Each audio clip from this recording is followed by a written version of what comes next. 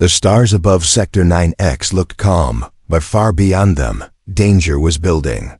In the cold silence of deep space, a fleet of Solari warships waited. Their commanders had come to send a message to the humans, a message of dominance, the Solari. Dominion had ruled this part of the galaxy for thousands of years, and they did not like competition. The humans had built a colony near the edge of Solari space. They named it Haven Reach. It was quiet, peaceful, and new. But to the Solari, it was a bold move. They believed the humans were expanding too fast. The Dominion Council decided it was time to scare them back into submission. Captain Leorin, one of the oldest commanders in the Dominion fleet, stood inside the control chamber of his flagship. His golden skin shimmered under the light of his monitors. He had destroyed many enemies before. He was calm and confident. In front of him floated 24 Solari warships shaped like claws, each armed with the most advanced plasma cannons, but today felt different. For the last 3 days, they had sent probes to scan the human colony. Every time, the probes returned with silence. No defense systems showed, no patrols were detected. It was as if the humans were asleep or already gone. Leorin did not believe in luck. He believed in patterns, and this one felt wrong. He ordered a scout ship to move closer to the colony's moon. The scout, named Sharplight, was fast and small, perfect for silent missions. Inside Sharplight, young Ensign Varel adjusted the long range sensors as the ship glided past the shattered remains of an asteroid belt. Varel saw something strange. There was a shadow floating near the moon's dark side. It was not orbiting, not moving, just sitting there. Varel adjusted the camera lens and zoomed in. What he saw made his heart stop. A massive ship, black as the void, with no visible lights, no engines glowing. It did not match any design the Solari had ever recorded. It was not sending signals, not answering hails. Varel whispered to his co-pilot, "What is that thing?" Before the co-pilot could answer, all screens in the Sharplight went dark.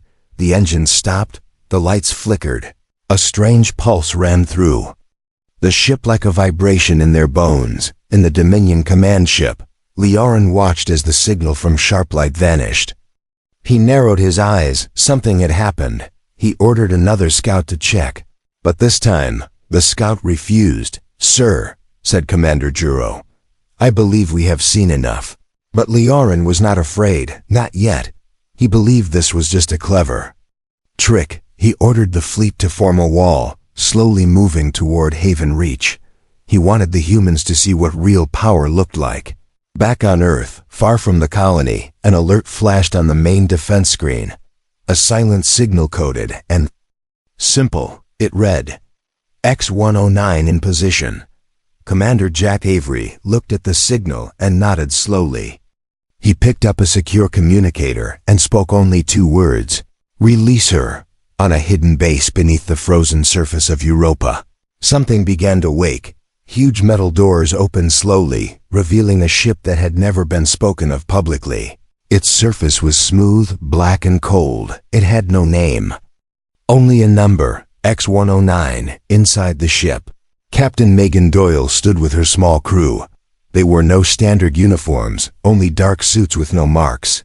Each one of them had trained in silence for years for this day. Jake Avery, Jack's son, stood at the console, watching the systems come alive. The ship made no sound, no rumble. It simply woke, like something ancient remembering it once had teeth. Captain Doyle turned to her crew and said, "We do not fire unless we must. We do not speak unless they beg. Our job is simple. Let them see." Back in Solari space, the fleet continued to move, but slower now. Rumors had started spreading. Some said the Sharplight was destroyed. Others said it was still floating with no power. No one could confirm. But fear was starting to grow. The Solari Dominion had faced many enemies, but none that fought with silence. They expected resistance, not this haunting calm. Captain Leorin ordered the fleet to halt just outside Haven Reach. The human colony still showed no signs of defense. Then, every Solari monitor blinked once. Just a quick flash. No damage, no warning. Just a flicker, a second later, a shape appeared on their sensors. Far behind their fleet, it was the black ship. 10 to 109, moving slowly, silently. No engines flared, but it was approaching. One Solari pilot shouted, "It's behind us. How did it get there?" Another ship lost power for a moment, then came back online. The crews began to panic. Captain Leorin raised his voice. "Hold the line, this is human trickery. They are trying to scare us," but his voice shook slightly. He remembered something from the past. A warning from a human ambassador who once said, "We are not the strongest, but we are the most prepared." Leorin began to wonder if this was what the ambassador meant. 10 to 109 stopped moving. Its weapons did not charge. It sent no signal. But every ship in the Solari fleet felt something, a pressure, a weight, like being watched by something that had already judged them. Captain Doyle stared at the Solari fleet. Through her screen, she didn't blink, didn't move. Jake asked softly, "Should we say something?" She replied, "No. Let them imagine what we might do. That's more powerful than anything we could say." And so, in the silence of space, a human warship stood alone, facing a mighty armada. It didn't fire, didn't move, it only waited, and in that stillness, fear began to take root. X-109 did not shine in the light of the nearby stars. It absorbed the light instead, making it look like a shadow cut from space itself. The Solari fleet stood frozen. No orders were given, no movement was made. Every commander was staring at the screen, watching the silent shape that had appeared behind them, inside the human warship. Captain Megan Doyle sat in her chair, calm and still. Her eyes followed the data scrolling on the monitor. Jake Avery stood beside her, confused by how quiet everything was. He expected orders, warnings, weapons ready to fire. But nothing was happening. "Why don't we do something?" he asked. Captain Doyle replied without looking at him, "We already did." Jake didn't understand. He looked at the crew, all working quietly. Each person knew their role, and no one looked worried. The ship's AI, named Omen, whispered updates. It spoke like a soft wind, almost like a voice inside the mind. 70% of Solari ships have increased life support activity. Indications of stress, panic, or fear detected. Captain Doyle smiled just a little. Out in space, the Solari tried to act normal. They began scanning the human ship again. But their sensors gave confusing data. The shape was too smooth, too dark. They could not measure its size or structure. The ship did not respond to hails, did not move. Commander Juro, aboard the Solari command ship, whispered to Leorin, "It might be unmanned, just a trick, a decoy." Captain Leorin shook his head slowly. "Then why are we afraid?" he said softly. Suddenly, one of the Solari cruisers made a mistake. Its pilot turned the engines just slightly, trying to reposition. The movement was small, but enough to change the balance. The black ship reacted. A thin light moved across its surface like a ripple. No sound, no weapon fired. But the cruiser lost all power, lights out, engines dead. It began to drift. The crew inside started shouting. No systems were working. On board the human ship, Omen confirmed, 1 unit neutralized without damage. No casualties, soft kill complete. Jake's eyes widened. "We did that without firing." Captain Doyle nodded. "Omen knows how to be polite," she said. Now the Solari fleet was in chaos. The disabled cruiser floated silently between their ships. Its crew could not speak, could not signal. Their fear was loud even in the silence. Several ships turned to face X-109, powering up weapons. But the commanders hesitated. They had never fought something they couldn't understand. Leorin raised his voice. "Do not attack, stand by, I will speak to them myself." He opened a channel, sending a voice message toward the black ship. "This is Captain Leorin of the Solari Dominion. Identify yourself, state your purpose." The human ship gave no reply. Instead, a low-frequency pulse echoed through Solari systems, not damaging but disturbing. Screens flickered, lights dimmed, And for a few seconds, many of the Solari officers heard something in their own heads, a whisper in their native tongue saying only one word. "Watch!" Captain Leorin staggered, holding onto his console. The message was not just sound, it felt like a thought. It was not sent, it was placed inside them. On X-109, Jake was still staring at his screen. "They look like they want to run," he said. "They will soon." Doyle replied. At that moment, another Solari ship tried to retreat, but as it turned, its systems froze. Not destroyed, but held. It was like the ship was being locked by an invisible hand. Jake asked, "Are we stopping them from running?" "Just that one," Doyle said. "We want the others to see what happens to cowards." The Solari fleet was breaking apart. Commanders shouting, systems failing. Some ordered a retreat, some refused. Many were afraid of turning their backs to the black shape. Meanwhile, on Earth, General Mason Green watched from the command bunker. He spoke with the President and the Council. X-109 is performing as designed. "Fear is spreading faster than fire," the President asked. "And what happens if they attack?" General Green looked calm. "They won't, but if they do, they won't get a second chance." Back in space, Leorin sent another message. "You have made your point. This does not need to become war." Finally, the human ship responded. One short transmission, a simple message. Text only, "Leave now." It was not a threat, it was a command. Captain Leorin looked at the message. His officers begged for action, but none of them wanted to face the ship again. He thought about pride, about power, about history. Then he thought about the two ships, already taken without a shot. "We go," he ordered at last. "All ships, retreat. Do not speak of this."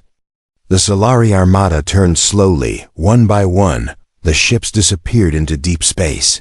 On board X-109, Doyle gave her first true order: power down visuals. Let them wonder if we're still watching. Jake let out a breath he had been holding. "Did we just win?" he asked. Doyle looked at him. "No one wins, not yet, but today, they remembered who we are." And in the darkness, the black ship became still again, waiting, watching, unseen by the galaxy. But not forgotten, deep in space, after the Solari fleet retreated.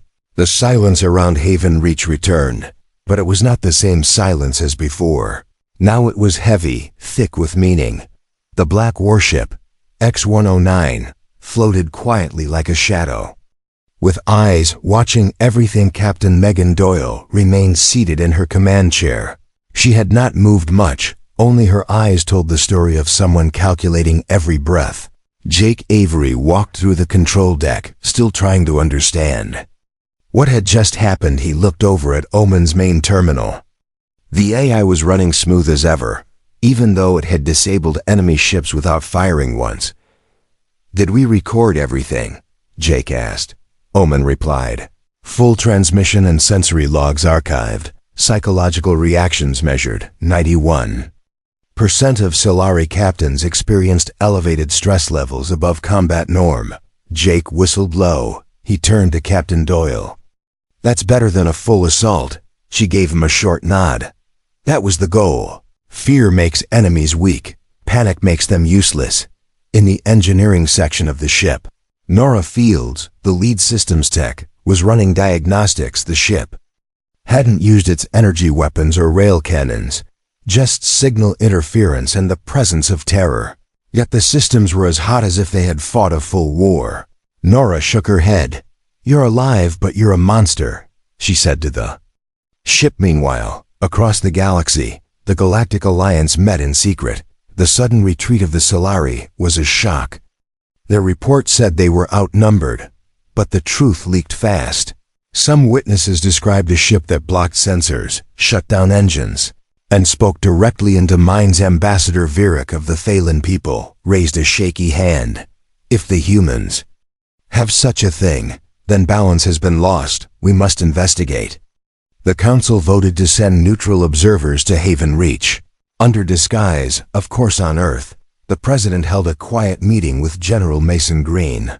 The message was clear, the president said. But they won't let this go, General. Green looked calm, as always. That's why we built X-109. Not to end war, but to buy peace. Fear is the currency now. Back on X-109.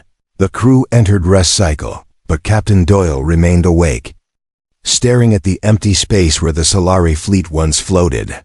She touched a hidden panel beside her chair, unlocking a small drawer. Inside was an old photo. Worn edges, faded faces. A younger Megan stood beside her brother, both in Navy training gear. He had died 5 years ago in a failed battle with the Solari. A battle where human ships were outmatched. Their last message was clear. No surrender. That message lived inside her heart. Omen's voice came again, softer than usual. Captain, incoming encrypted signal from command. Doyle tapped the side console. A message appeared. New orders. You are not done yet. Observer ship detected entering Sector 9X. Confirm origin. Identify mission. Jake returned to the deck just as the alert changed.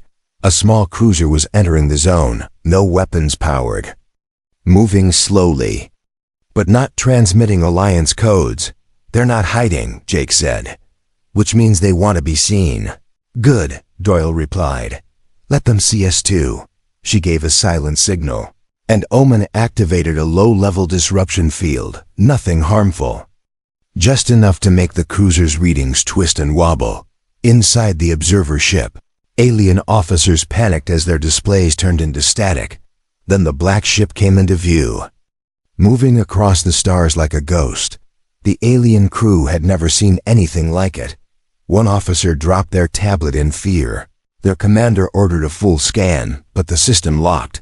Let them taste confusion. Doyle said, let them report to their council that we are not sleeping anymore. The observer ship turned around, heading back to safe space. They had seen enough, and they would tell everyone. Jake sat down next to the navigation panel. You think they'll come in force? He asked. Captain Doyle looked at him for a long moment. I hope they do. That way, they see what happens when humans prepare. In another part of the galaxy, a young alien prince named Keller watched the footage from the observer ship. He had studied humans for years, but never believed they were this dangerous.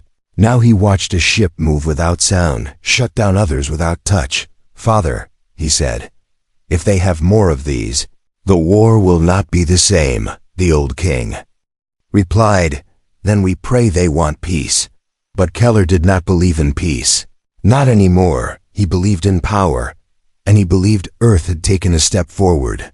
One that changed everything. Captain Doyle watched the black ship slow to a full stop. Again. Prepare for low-power mode, she ordered. Let them think we sleep. Let the myth grow, Omen responded. Entering passive state, all readings false. Projecting derelict status. The ship would now appear broken, harmless. Silent Jake watched the stars, thinking about what they had just done. One ship, no weapons used, no shots fired. And they had changed the course of history. Captain Doyle finally leaned back, closed her eyes, and whispered, now the galaxy waits, and fear will keep them still, far away. In silent halls of government, military, and royal courts, species spoke in hushed voices about the black ship with no name, about the humans who never spoke, but changed everything. And deep in the stars, the shadow ship floated again, waiting. The black warship looked lifeless, but every system inside was listening. X-109 rested in silence, pretending to sleep, but ready to strike at a moment's notice. Captain Megan Doyle stood alone in the observation room, staring into the stars. Her eyes were calm, but her thoughts were sharp. Jake Avery walked in, carrying 2 mugs of rehydrated coffee. He handed one to her and sat down near the wide glass window. The stars looked peaceful, but he knew better now. Do you think they believed it? He asked. That we powered down for real? Captain Doyle took a sip and nodded slowly. They believe what they want to believe. They want to feel safe, so we let them think we're asleep. Jake smiled a little. It's like hiding a wolf behind glass and calling it a pet.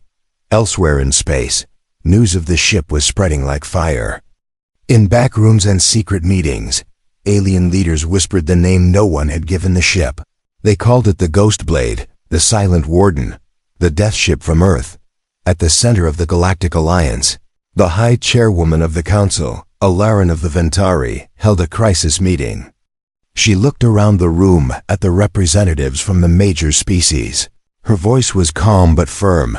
We cannot allow Earth to hold the galaxy hostage. If they have more ships like that one, they may already control us with fear. The room burst into arguments. Some said to strike, others warned caution.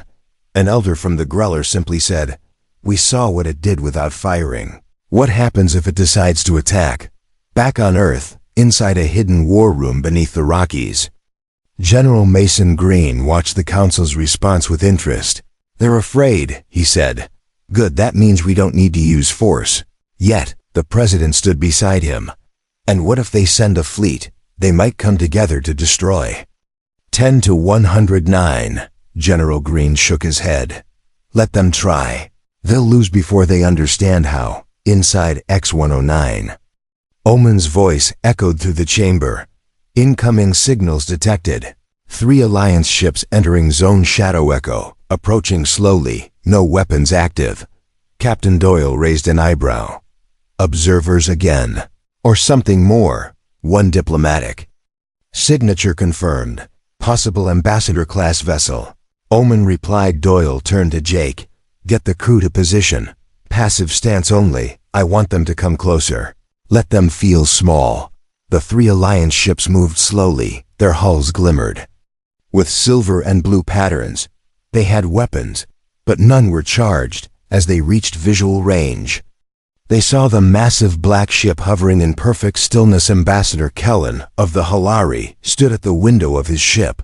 His heart pounded in his chest. He had been in many dangerous zones, but this felt different. This was not danger. This was something else, something colder. He opened a wide signal channel. "This is Ambassador Kellen of the Halari Federation. We come in peace. We request to open dialogue with the ship known as X-109. There was silence. Then the black ship responded. "You may speak." The voice was not human. It was Omen, emotionless and smooth. It felt like it came from everywhere. Ambassador Kellen spoke carefully. "Your actions have shaken the galaxy. The Council wishes to understand your intentions. Do you seek war or peace?" Omen paused for several seconds before replying. "We seek memory. We seek silence. If disturbed, we will respond. If left alone, we remain still." Kellen looked around, unsure how to respond. He sent one more message. "And how many of your kind now wait in the dark?" Omen replied, "Enough." Then the transmission ended. Back on X-109, Jake turned to Doyle. "That should send a message." She replied, "That should start a legend." The 3 Alliance ships turned and left.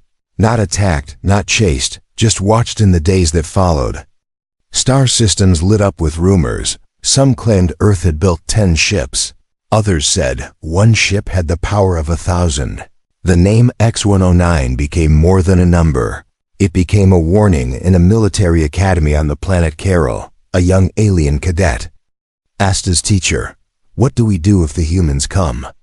The teacher answered, "We pray they don't." Back on X-109, Captain Doyle met with the crew in the central chamber. She looked at them one by one. "We've done what we were sent to do, but this is not the end. We are not here to destroy. We are here to hold the line. If they cross it, we answer." The crew nodded. No speeches, no cheers, just quiet resolve. Jake looked at the control board again. "Captain, I think the whole galaxy is watching now." Doyle smiled faintly. "Good, let them stare, let them wonder. Let them think about what happens next." Outside the ship, stars moved slowly, and space remained cold and wide. But something had changed. A silence now carried weight. A shadow now carried power, and one human ship stood between peace and Works. 109 did not move. It did not fire. It simply existed, and for now, that was enough. In the darkness of deep space, X-109 remained still. But its presence echoed like thunder across the galaxy. Every powerful empire, Every silent watcher now knew its name. It was not just a warship, it was a symbol. A ghost that walked among stars on board the ship. Captain Megan Doyle stood in the command chamber. She reviewed reports from across known space. One by one, alien fleets were shifting positions, some moving away from human sectors, others trying to hide their movements. Jake Avery sat at his station, scanning through intercepted transmissions. "Captain," he said, "looks like a new wave of ships is forming near the Dresden line. Mixed races, unmarked flags, could be a joint task force." Doyle nodded. "Let them gather. They want to test us again." In the lower decks, Nora Fields fine-tuned the systems. Her hands moved over the cold metal panels. She still couldn't believe that their ship had caused a full retreat. Without firing a single weapon, she whispered to herself, "What happens when we do fire? Back on Earth?" The Defense Council met again under high security. General Mason Green stood at the center, calm and serious. "The Dresden Alliance is forming a new fleet. They claim it's for border defense, but we know better." One of the council members asked, "Do we activate the rest of the project?" General Green shook his head. "Not yet. Let them come. Let X-109 remind them." Across the galaxy, fear had turned to anger. The alien leaders couldn't admit weakness, so they masked it with pride. The Dresden Alliance decided to send a stealth squad to scan the inside of X-109. They chose the best from 5 species, skilled in infiltration, mind resistance, and cyber attack. Their ship approached silently, coated in a cloaking field, but Omen saw at the moment it crossed the edge of the zone. "Unknown vessel entering breach radius," Omen reported. Captain Doyle gave one simple order: "Let them in, let them see." The stealth team landed on the hull, small and silent. They cut through the outer layer and entered. Inside, they found long corridors, black walls, no lights, no sound. They expected guards, alarms, or defense bots, but there was nothing. Leader of the team whispered, "It feels like it's watching us." They moved deeper, but each hallway looked the same. The doors led to empty rooms or strange shapes that shifted when viewed. One soldier looked into a chamber and saw their home. Planet burning.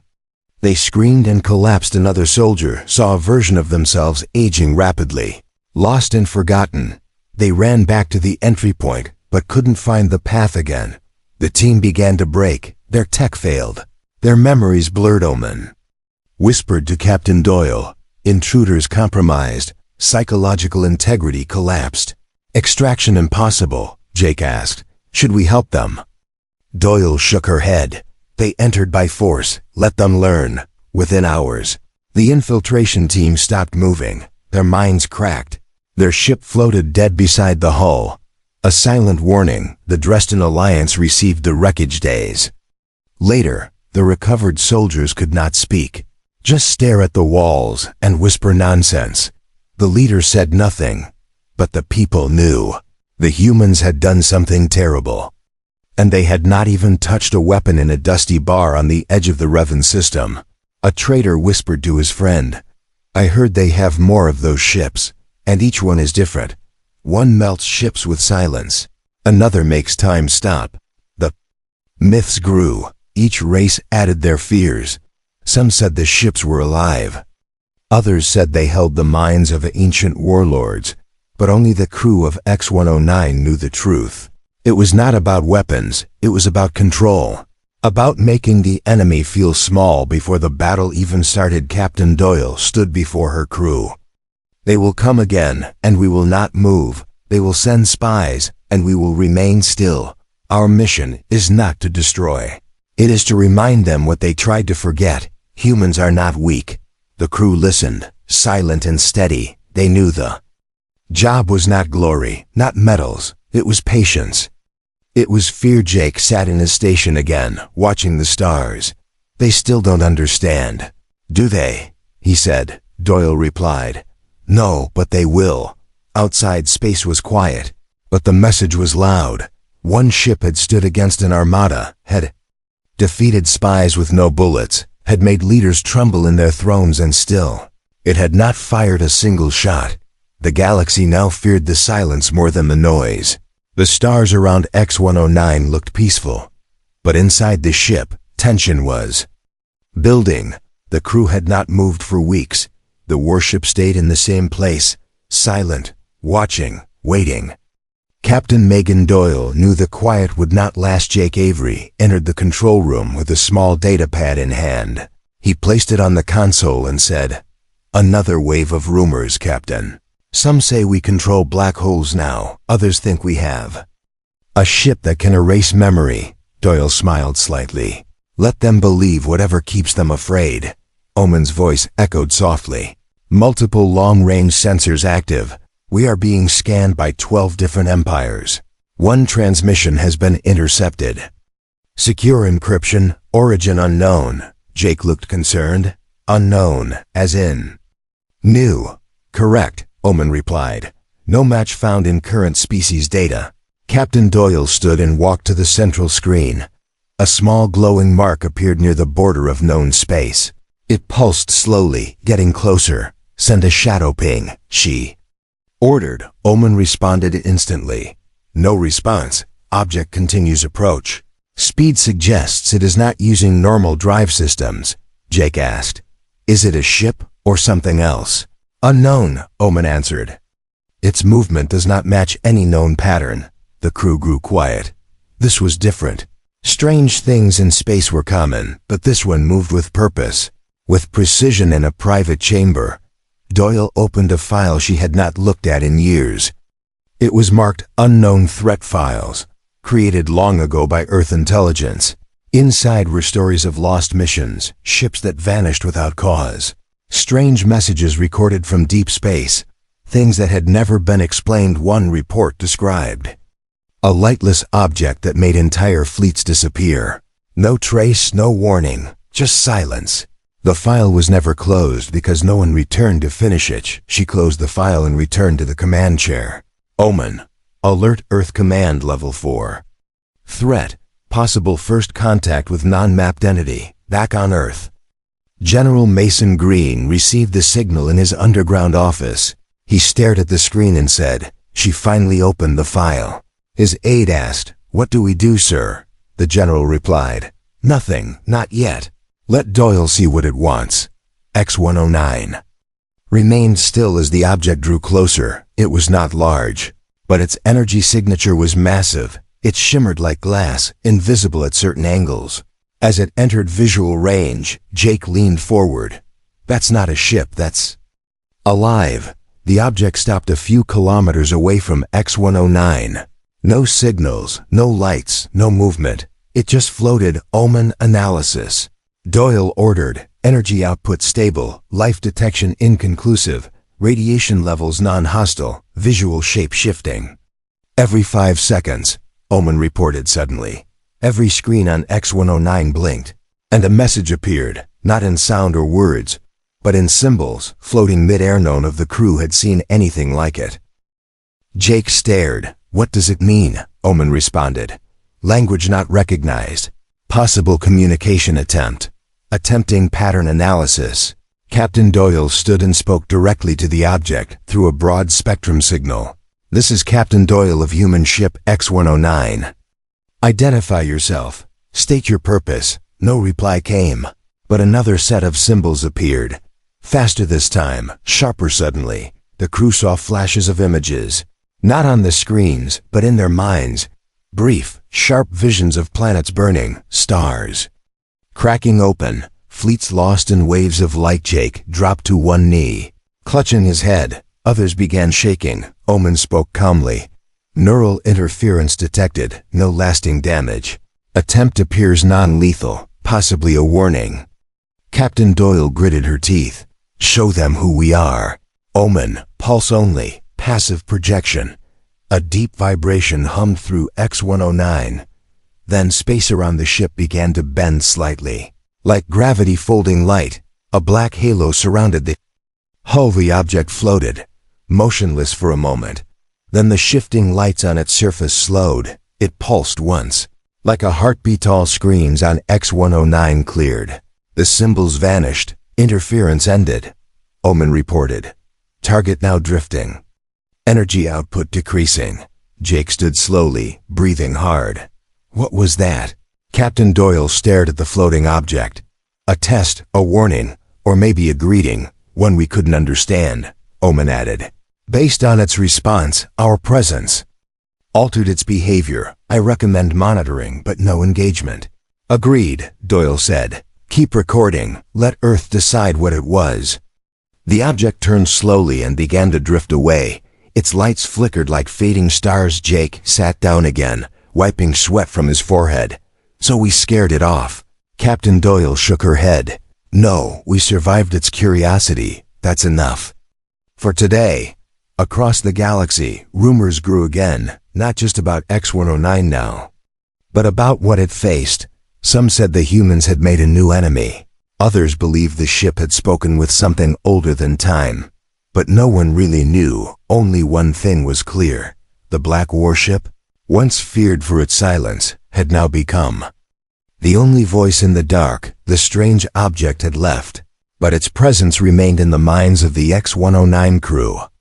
Even after it drifted beyond sensor range, the crew could still feel a weight in the air, like a memory that refused to leave. Captain Megan Doyle stood in silence, watching the empty space where the thing had vanished. Jake Avery stood beside her, arms crossed, still trying to process what had happened. You think it will return? He asked. Doyle didn't answer right away. Then she said, maybe, or maybe it was never really here. Maybe it just wanted us to know it exists. Omen's voice came through the bridge quietly. Galactic transmissions indicate multiple empires reporting a strange signal at the same time we made contact. Similar descriptions, symbols and light, followed by confusion and silence. Jake nodded slowly. So they saw it too. That means it wasn't just us. It showed itself to the whole galaxy. Captain Doyle turned to her crew. Prepare a message. Keep it simple. No threats, no warnings. Just this. We are still here. We are watching. The crew nodded and got to work. The message would travel fast, reaching every star system, every power. It was not a message of war, but of presence. Meanwhile, on the council world of trolleys, the Galactic Alliance was in chaos. Leaders argued over what the signal meant. Some demanded answers from Earth. Others begged to open peaceful talks. Ambassador Kellen of the Halari stood and raised his voice. We faced the humans with fear. Now we see they are not alone. Perhaps none of us are. It is time to stop poking the shadows and start learning how to survive in them. The council was divided, but no one dared send another fleet near X-109 back on Earth. General Mason Green watched the chaos unfold across galactic news feeds. He leaned back in his chair and said, they finally understand. We are not a small planet anymore. We are the silence between storms. His aide asked, should we recall X-109? Now, sir. The general shook his head. No, let them keep watching. Let the legend grow longer. The longer it stays out there, the more powerful the myth becomes. On board X-109, the ship had entered low movement patrol, drifting slowly across the edge of human space. It made no noise, no announcement, just motion in a nearby sector. A small alien transport vessel drifted too close. It carried traders, not soldiers. Their scanners caught a glimpse of the black shape and froze. The pilot whispered, is that it? Is that the human ghost ship? They powered down and waited, thinking they had triggered a trap. But X-109 passed them by without a word. One of the passengers, a young alien girl, stared out the window. Her wide eyes followed the shadow as it moved through the stars. She didn't feel fear, only awe. It didn't hurt us, she said quietly. Her father nodded slowly. Maybe it didn't need to. Maybe it just wanted us to remember it. On board X-109, Jake smiled when he saw the small ship on the screen. They thought we would shoot, Captain Doyle replied. We don't shoot traitors. We show them what power can look like without destruction. Nora Field stood in the engineering bay, checking over systems that had barely been touched. The weapons were untouched, shields barely warmed. Yet the galaxy was shaking. She whispered, and they still think we fired something, just because they couldn't breathe near us. Later, Captain Doyle stood before her crew again. The room was quiet, filled with people who knew they had changed history. Our mission was never to destroy, she said. Our mission was to exist, to remind them that we are not afraid, and we are not alone anymore. We showed them what happens when Earth prepares. When we stand without moving, when we speak without words. She looked at each face. There will be stories, and most will not be true. Some will say we vanished. Others will say we were gods. We don't correct them. We let them speak. Because power isn't what you show. It's what they believe you can do. The crew stood in silence, then returned to duty. No cheers, no music, just quiet purpose, far away on the icy moon of Veltar. A group of alien children were gathered around a teacher. She showed them a drawing. "What is this?" one child asked. "That," the teacher said, "is the ship that ended the war before it began. A ship from Earth, silent and black. They say it had no name, only a purpose." "Did it kill anyone?" asked another. The teacher shook her head. "No. And that is why it was more dangerous than any weapon we ever made." The children stared at the drawing, eyes wide. The legend had begun. And legends never sleep back on X-109. Jake stood beside Captain Doyle. Both watched the stars in silence. "What happens now?" he asked. She answered. "Now we wait, now we watch. And if they forget, we remind them." And so, in the cold vast space at the edge of known civilization, the black ship floated on, not as a tool of war, but as a memory no one could erase. The black ship known as X-109 drifted quietly through space. It needed no escort, no flag, no anthem. Its silence was its power. Its presence was a reminder. The galaxy now knew the shape of human resolve, and it was black as night. Captain Megan Doyle stood at the helm, eyes focused on the stars beyond the hull. She said nothing, but her thoughts were heavy. Around her, the crew moved with quiet precision, not from orders, but from purpose. Jake Avery walked in with a small data crystal. "New reports, Captain. 2 more fleets canceled their joint patrols near the outer rim. They're avoiding us without admitting it." Doyle nodded. "Fear is more effective when it grows on its own. We don't need to chase them. They run from shadows now." Omen spoke. "Incoming signal from Earth Command, encrypted. Authorization required." Doyle placed her hand on the panel. The message opened in front of her. The words were brief. "Begin re-entry protocol. Your watch is complete." Jake saw the message and raised an eyebrow. "We're going home?" he asked. Doyle paused before answering. "Yes, but slowly. Let the galaxy see our departure. Let them wonder if we'll come back." The engines of X-109 powered up, still whisper quiet. The ship turned with perfect grace and began to move. It left the edge of human territory. But it did not vanish. Every major race watched its path. Some held their breath. Others whispered prayers.